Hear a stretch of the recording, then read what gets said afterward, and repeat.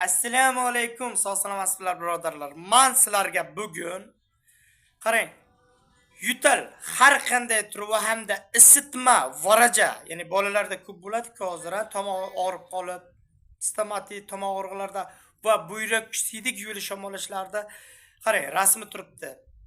Alter likarstva deydi. Gul hayri guli. Bir osh qoshiqni 1 litr qaynoq suvga damlab ichsangiz ham bo'ladi. Xohlasangiz mana 50 grammni yarim litr aroq yoki spirtga aralashtirib qo'yasiz. Nastoyka bo'ladi. 15-20 tomchidan 2 mal iste'mol qilasiz. O'zim uchun hozir ichib yuribman. Kerak bo'lib qoluvdi. O'zimiz ham nima deydi? Tabibam, doktor ham odamlarga gap deydi-ku. Keyin yana bitta narsa qarang mana, qizilmiya, chuchukmiya deydi, salotga. Mana shuni xohlang shimib yuring. Xohlang qaynatib iching. Faqatgina sahri bor va davlinasi ko'tarilib yuradigan insonlar ehtiyotkorlik bilan qo'llaymiz do'stlar.